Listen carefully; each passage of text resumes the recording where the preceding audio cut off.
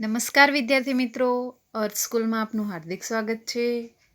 આજે આપણે હિન્દી વિષયમાં ચેપ્ટર 2 બીજા સેમનો બીજો પાઠ એનો અભ્યાસ આપણે કરીશું.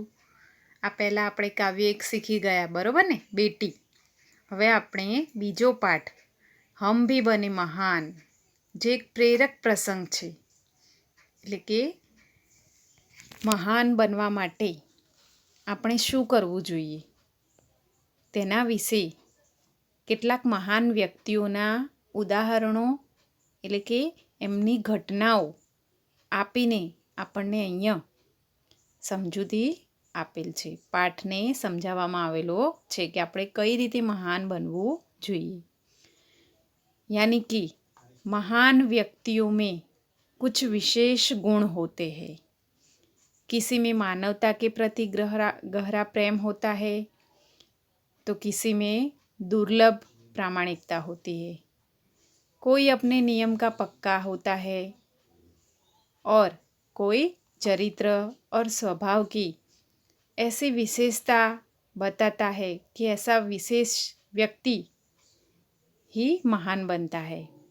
तो हम इस पाठ में ऐसे ही कुछ गुणी महान व्यक्तियों के बारे में आज पढ़ेंगे. तो विद्यार्थी मित्रों, આ છે તમારો બીજો પાઠ હમ ભી બને મહાન. જો તમારી પાસે પાઠ્યપુસ્તક ન હોય તો કંઈ વાંધો નહીં, હું તમને પાઠ્યપુસ્તકના ફોટો મોકલીશ. તો એના દ્વારા તમારે આની અંદર આપેલા 4 પેરેગ્રાફ છે એનું વાંચન કરવાનું રહેશે. અત્યારે હું તમને સમજૂતી આપું છું અને એ સમજૂતી દ્વારા તમારે પાઠની અંદર જે 4 પેરેગ્રાફ આપેલા છે એને સમજવાના છે. તો હમ ભી બને મહાન યાની કે આપણે કેવી રીતે મહાન બનીએ, અમે પણ મહાન બનીએ. બરાબર? હમ ભી બને મહાન, અમે પણ મહાન બનીએ.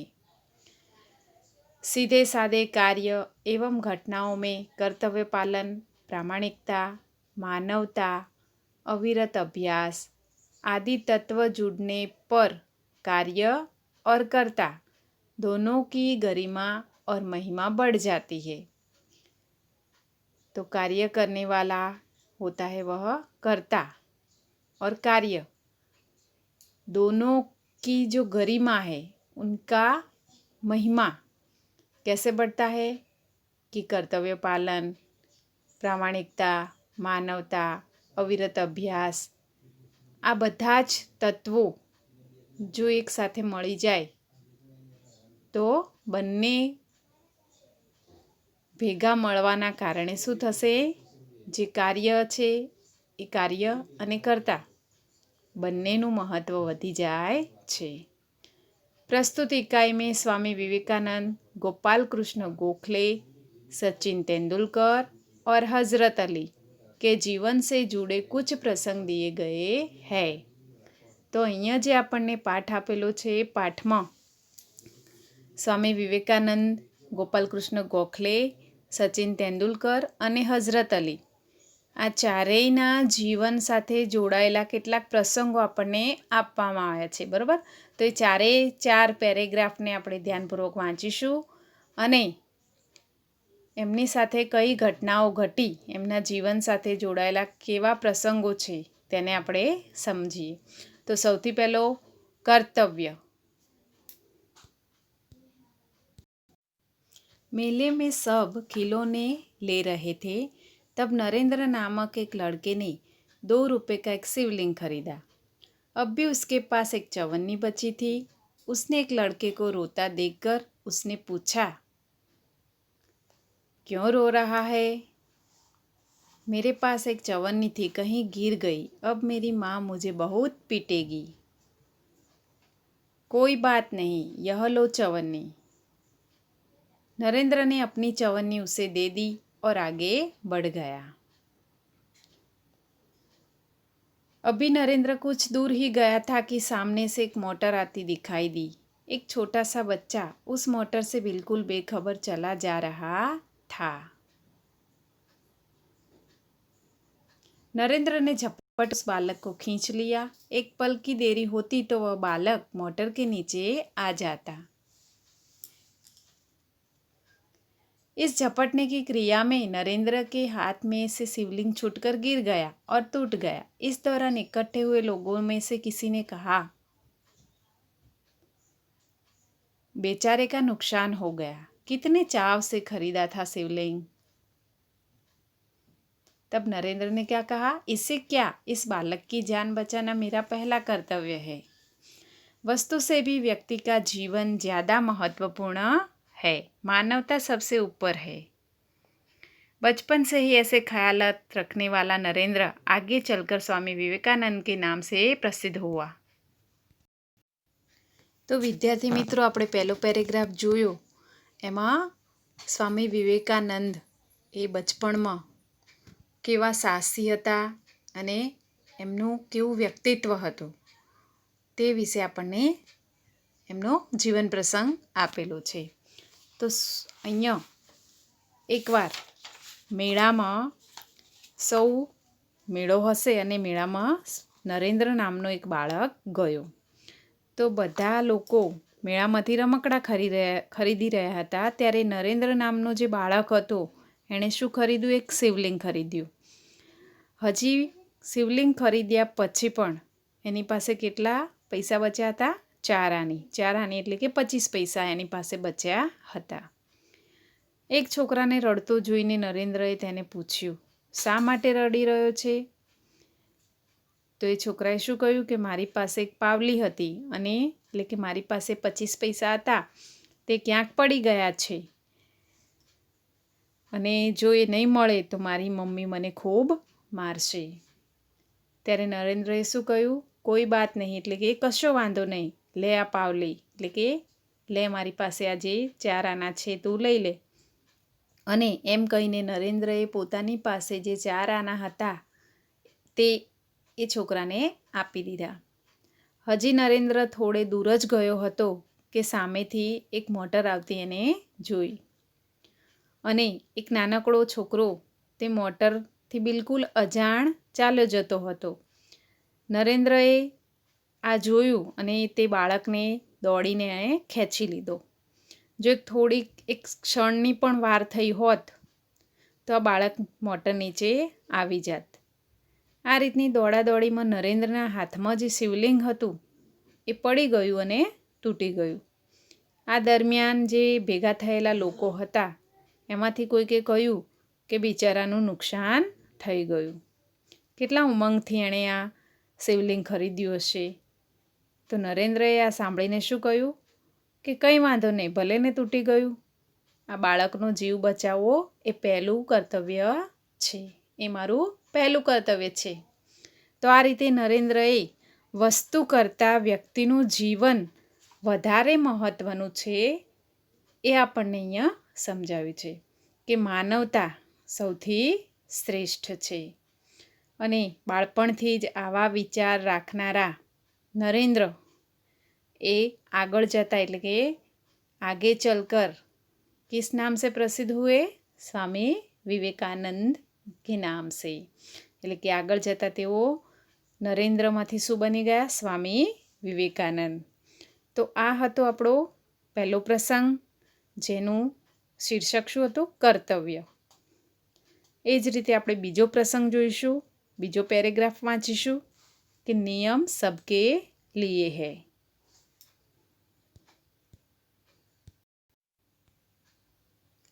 बात सन 1985 की है. पूना के न्यू इंग्लिश हाई स्कूल में समारोह हो रहा था. प्रमुख द्वार पर एक स्वयंसेवक नियुक्त था जिसे यह कर्तव्य भार दिया गया था कि आने वाले अतिथियों के पास निमंत्रण पत्र देकर उन्हें सभा स्थल पर यथास्थान बिठाया जाए. उस समारोह के मुख्य अतिथि थे मुख्य न्यायाधीश महादेव गोविंद रानड़े. जैसे ही वह विद्यालय के द्वार पर पहुँचे वैसे ही स्वयंसेवक ने उन्हें अंदर जाने से शालीनता से रोक दिया और निमंत्रण पत्र की मांग की. बेटा मेरे पास तो निमंत्रण पत्र नहीं है, क्षमा करें तब आप अंदर प्रवेश न कर सकेंगे। द्वार पर रानड़े को देखकर स्वागत समिति के कई सदस्य आ गए और उन्हें मंच की ओर ले जाने का प्रयास करने लगे। श्रीमान, मेरे कार्य में यदि स्वागत समिति के सदस्य ही रोड़ा अटकाएंगे तो फिर मैं अपना कर्तव्य कैसे निभा सकूंगा? कोई भी अतिथि हो उसके पास निमंत्रण पत्र होना चाहिए। भेदभाव की नीति मुझसे नहीं बरती जाएगी।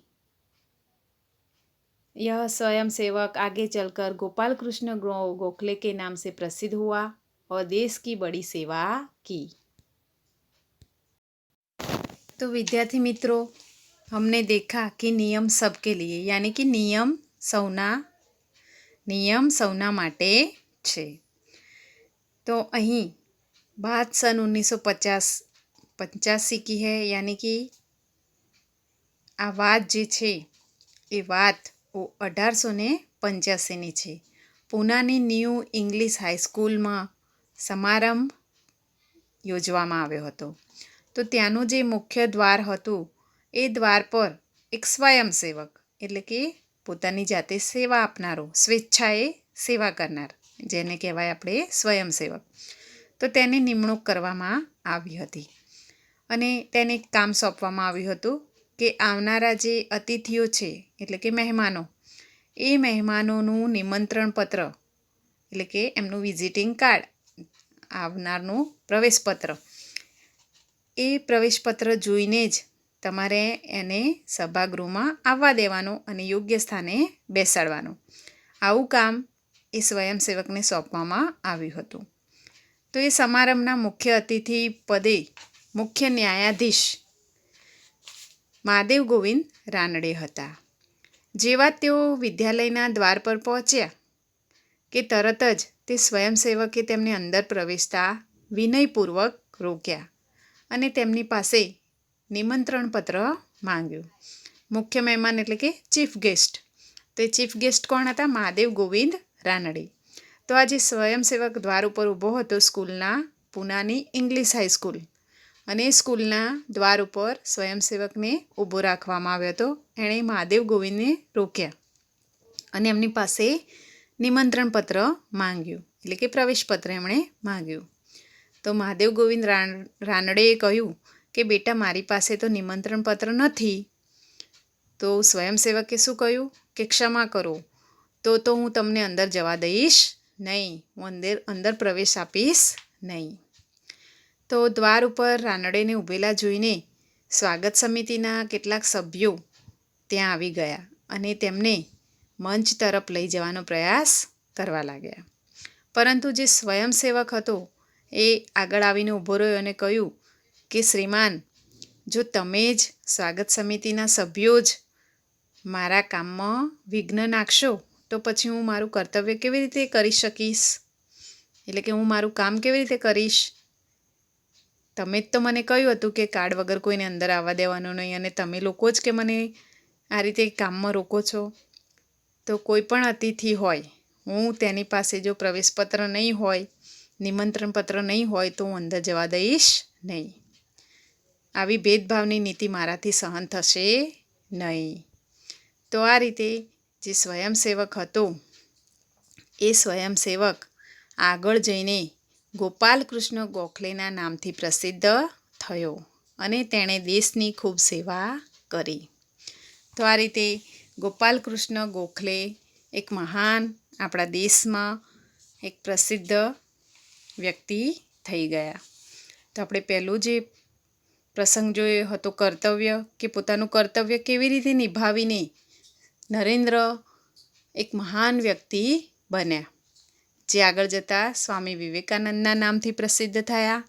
ત્યાર પછી આપણે જોયું કે નિયમ સૌના માટે, નિયમ સબકે લીએ, તો એમાં પણ ગોપાલ કૃષ્ણ પોતાના જે કર્તવ્ય છે એ કર્તવ્ય માટે કર્તવ્યની નિષ્ઠા સાથે કામ કરે છે, વિનયપૂર્વક। એ જે મહાદેવ ગોવિંદ રાનડે છે એમને પણ આવતા રોકે છે। હવે આપણે ત્રીજો પ્રસંગ જોઈશું, જેનું નામ છે સફળતા કા રહસ્ય. તો આમાં સચિન તેંડુલકર, જે આપણા ક્રિકેટના મહાન ખેલાડી છે, એમના વિશે એમના બાળપણની જે ઘટના છે, પ્રસંગ છે, એ આપણને અહીં દર્શાવાય છે.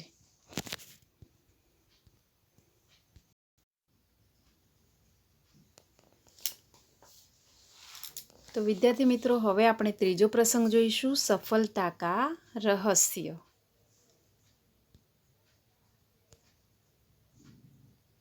तो सफलता का रहस्य। अंडर 14 क्रिकेट टीम के कप्तान के रूप में एक लड़का अपनी टीम के साथ क्रिकेट मैच खेलने के लिए अहमदाबाद में आया था। उसकी टीम 5 स्टार होटल में ठहरी थी। सुबह उठते ही पूरी टीम कोच मैनेजर के साथ अल्पाहार के लिए तैयार थी। एकमात्र कप्तान नहीं दिखाई दे रहा था। उसे ढूंढने के लिए पूरी टीम लग गई, पर वह नहीं मिला। बाद में किसी ने जाकर उसके कमरे की गैलरी में देखा तो वह एक हाथ से गेंद फेंक रहा था, और ज्यों ही गेंद दीवार से टकराकर वापस आती थी तो दूसरे हाथ से बल्ले से गेंद को खेल रहा था। साथी खिलाड़ी टीम के शामिल होने पर ही संतुष्ट थे, लेकिन वह कप्तान होकर भी सारी रात अपने आप अभ्यास करता रहा। उसका अभ्यास एवं क्रिकेट के प्रति लगाव देखकर कोच मैनेजर और सभी साथी खिलाड़ी दंग रह गए। आगे चलकर इसी लड़के ने क्रिकेट जगत में अद्वितीय सफलता प्राप्त की। कई विश्व रिकॉर्ड उसके कदम चूमने लगे। किसी ने उसकी सफलता का रहस्य पूछा तो बड़ी विनम्रता से उत्तर दिया कि मैं हर मैच 3 बार खेलता हूँ, पहले अभ्यास के रूप में, दूसरी बार सचमुच मैदान में, तथापि मैच के बाद मूल्यांकन व सुधार आवश्यकता के रूप में। यह लड़का और कोई नहीं, क्रिकेट की दुनिया में सफलता के नित नए कीर्तिमान स्थापित करने वाला हमारा सचिन रमेश तेंदुलकर। सचमुच एकाग्रता, अविरत अभ्यास, कठोर परिश्रम एवं लगन ही सफलता के आधार है। तो विद्यार्थी मित्रों, આપણે જોયો ત્રીજો પ્રસંગ કે સફળતાનું શું રહસ્ય છે. તેમાં આપણા મહાન ક્રિકેટ ખેલાડી સચિન તેંડુલકર, તેમણે સચિન તેંડુલકર અંડર 14 એટલે કે 14 વર્ષની નીચેની ટીમ, એ ટીમના એ ક્રિકેટ ટીમના કપ્તાન હતા. અને એ ક્રિકેટ ટીમ તરીકે, એ ટીમના કપ્તાન તરીકે એ છોકરો પોતાની ટીમ સાથે ક્રિકેટ મેચ રમવા માટે અમદાવાદ આવ્યો હતો. તેની ટીમ 5 સ્ટાર હોટલમાં રોકાઈ હતી. અને સવારે ઉઠતાની સાથે જ આખી ટીમ, એ ટીમના કોચ, મેનેજર, એ બધા જ અલ્પાહાર માટેની તૈયારી કરી રહ્યા હતા. એટલે કે અલ્પાહાર એટલે નાસ્તો, સવારનો નાસ્તો. તો આ બધા જ ત્યાં હતા હાજર, પણ એકમાત્ર કેપ્ટન દેખાતો ન હતો. આખી ટીમ તેને શોધવા માટે લાગી ગઈ, પરંતુ તે ક્યાંય મળ્યો નહીં. પછી કોઈએ જઈને એની રૂમની ગેલેરીમાં જોયું તો તે એક હાથે દડો ફેંકી રહ્યો હતો, અને જેવો દડો દિવાલથી ટકરાઈને પાછો આવતો ત્યારે બીજે હાથે બેટથી દડા સાથે રમી રહ્યો હતો. તો આ જોઈને જે એના સાથી ખેલાડીઓ હતા એ ટીમમાં સામેલ થવાથી જ સંતુષ્ટ હતા, પરંતુ આ કેપ્ટન હોવા છતાં પણ આખી રાત પોતે અભ્યાસ કરતો રહ્યો. અને તેનો અભ્યાસ અને ક્રિકેટ પ્રત્યેની રુચિ જોઈને જે કોચ હતા, મેનેજર હતા, અને એને સાથે ખેલાડીઓ બધા જ એકદમ દંગ રહી ગયા, આશ્ચર્યચકિત થઈ ગયા. આગળ જઈને આ જે છોકરો હતો એ ક્રિકેટ જગતનો અદ્વિતીય એણે સફળતા પ્રાપ્ત કરી અને કેટલાય વિશ્વ રેકોર્ડ પોતાના નામે કર્યા. તો કોઈકે એણે પોતાની સફળતાનું રહસ્ય પૂછ્યું તો એણે ખૂબ જ વિનમ્રતાપૂર્વક જવાબ આપ્યો અને શું કહ્યું કે હું દરેક મેચ 3 વખત રમું છું. તો પહેલાં હું અભ્યાસ રૂપે મેચ રમું છું, બીજી વાર ખરેખર મેદાનમાં રમું છું અને ત્રીજી વાર મેચનું મૂલ્યાંકન કરવા માટે અને એમાં થયેલી જે ભૂલો છે એ ભૂલોને સુધારવા માટે. આમ કરીને હું 3 વાર મેચ રમું છું. તો આ જે છોકરો હતો એ બીજો કોઈ નહીં પણ ક્રિકેટની દુનિયામાં સફળતાના નિત્ય નવા શિખરો સર કરનાર કોણ હતો? આપણો સચિન રમેશ તેંડુલકર. એટલે કે સચિનના પિતાનું નામ શું હતું? રમેશ. સચિન રમેશ તેંડુલકર. તો સફળતા પ્રાપ્ત કરવા માટેના મુખ્ય आधार कया कया छे?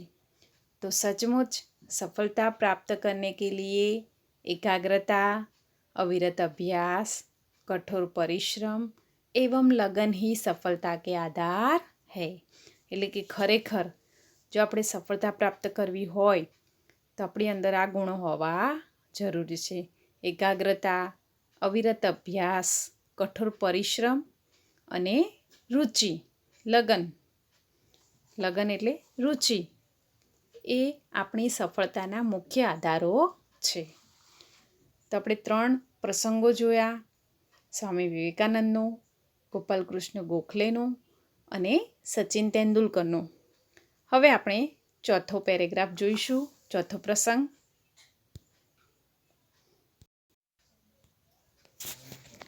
તો વિદ્યાર્થી મિત્રો હવે આપણે છેલ્લો પેરેગ્રાફ જોઈશું જેનું નામ છે प्रामाणिकता. तो एक दिन हज़रत अली राज के खजाने की जांच करने गए. काम करते करते अंधेरा हो गया, मोमबत्ती जलाई गई. थोड़ी देर बाद 2 सरदार अपने निजी काम के लिए उनके पास आए. हज़रत अली ने उन्हें बैठने के लिए कहा. हिसाब की जांच पड़ताल पूरी हुई. हज़रत ने मोमबत्ती बुझा दी और मेज़ के खाने में से दूसरी मोमबत्ती निकाल कर जला ली. सरदारों को यह देखकर बड़ा आश्चर्य हुआ. हज़रत अली ने एक मोमबत्ती बुझाकर दूसरी क्यों जलाई, यह सरदार समझ न सके. एक सरदार ने बड़ी विनम्रता से हज़रत अली से पूछा, आपने एक मोमबत्ती बुझाकर दूसरी क्यों जलाई? भाई साहब, अब तक मैं राजकाज का काम करता था, इसलिए राज की मोमबत्ती जला रखी थी. अब निजी काम शुरू हुआ है तो इसलिए मैं अपनी मोमबत्ती जला रहा हूँ, नहीं तो मैं चोर या हरामखोर कहलाता. हर एक आदमी को चोरी और हरामखोरी से बच के रहना चाहिए, चाहे वह अमीर हो या फ़कीर हो. देखने में तो यह बात बहुत छोटी सी लगती है पर है बड़े महत्व की. अब हम आज़ाद हो गए हैं. राजकाज का काम तभी अच्छी तरह से चल सकता है जब लोगों में इसी तरह की प्रामाणिकता हो. हमारे पुरखों ने कहा है कि माँ गृधः कस्यस्विद धनम, किसी के धन मान की लालसा मत करो, यह मनुष्य के लिए सबसे बड़ी सीख है. तो विद्यार्थी मित्रों, हमारा जो चौथा पैराग्राफ है वो है प्रामाणिकता. तो एक दिन हज़रत अली એ રાજ્યના ખજાનાની તપાસ કરી રહ્યા હતા. એટલે કે હિસાબ કિતાબ જોઈ રહ્યા હતા અને કામ કરતાં કરતાં ખૂબ જ અંધારું થઈ ગયું. આથી તેમણે મીણબત્તી સળગાવી.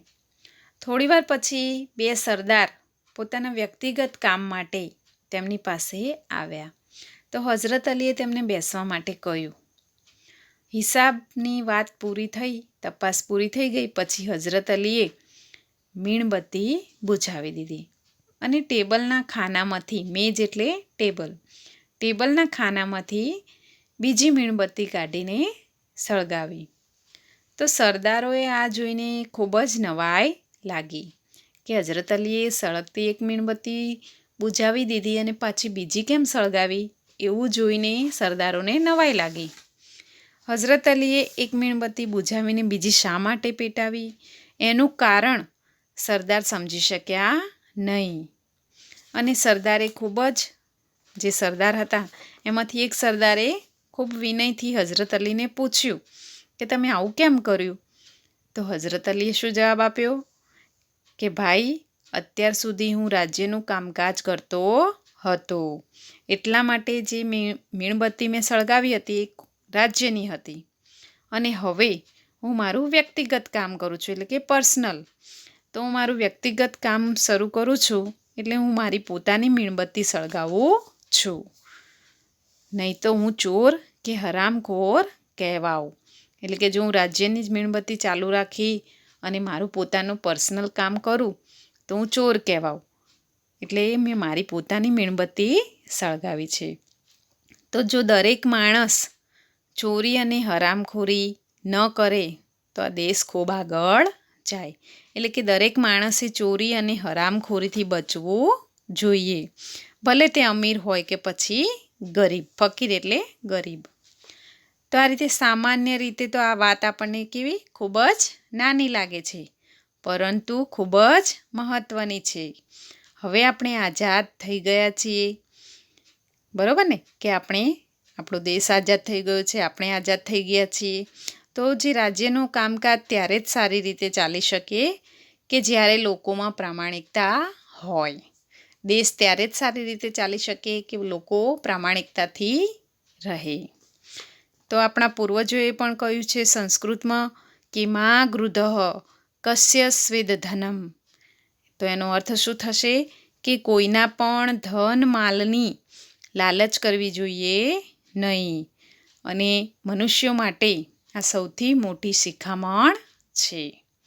તો આપણને અહીંયા 4 પ્રસંગો આપેલા છે.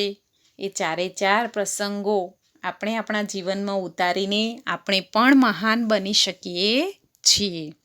એ વાત આપણને અહીંયા સમજાવવામાં આવી છે આ પાઠમાં, કે આપણે કઈ રીતે મહાન બની શકીએ.